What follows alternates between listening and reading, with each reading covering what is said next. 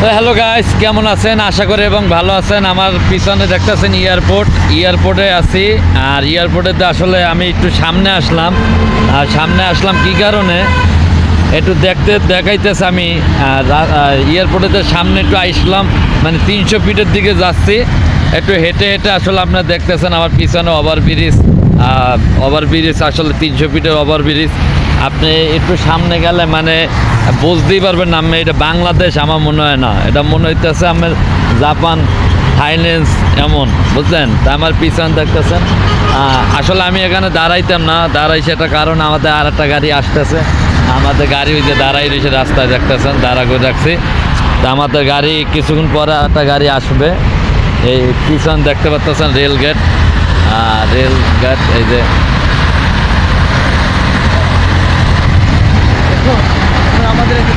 তো বর্তমানে আমাদের গাড়ি আসলে আসতে একটু সময় লাগতেছে, এই কারণে একটু চিন্তা করলাম সময় খরচ করার জন্য এই যে একটু দাঁড়াই কথা বলতেছে আপনার সাথে।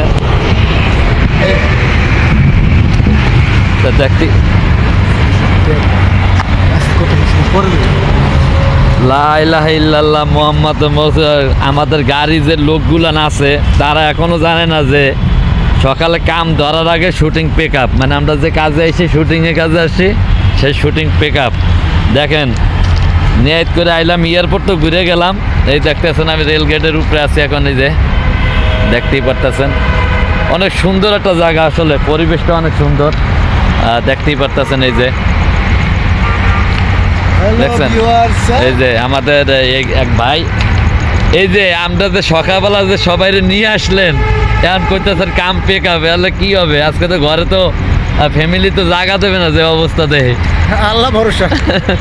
আমরা আসলে আমাদের জীবনটাই এমন, বুঝলেন? এই পেক আপ, এই শুরু, মানে আমার কাজ কাম কখন আসে কখন যায় এটা বলা একবারও মানে আমাদের কষ্ট, একমাত্র আল্লাহই জানে ভালো মন্দ।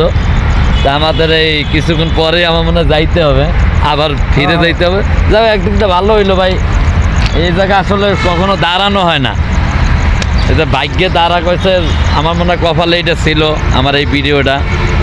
তা সবাই আসলে ভিডিওগুলো দেখবেন, কেউ ঠেলাঠেলি করবেন না, আর সুন্দর একটি কমেন্ট লিখবেন যে যেখান থেকে আসলে ভিডিওটা দেখতেছেন। আর অবশ্যই আমার পেজটা বেশি দিন হয় নাই, আর সবাই একটু ফলো করবেন। এবার মাঝে মাঝে ভিডিও ছাড়ে আপনাকে দেখানোর জন্য, একটা স্মৃতি হিসাবে রাখতে দিতেছি। এই যে দেখতে আছেন, এখান থেকে আপনি এদিকটা আপনি একদম কারণ বাজার, মানে একদম মনে করেন সেই মতিঝিল। আর এখান থেকে যদি আপনি যান একদম শেষ মাথা গুলশান থুইয়ে যা আছে, মোনাবাড়ি সব জায়গায় যাইতে পারবেন। আর কি বলবো, তা সবাই ভালো থাকেন, সুস্থ থাকেন, এই আর বেশি কি কমো তা ভালো।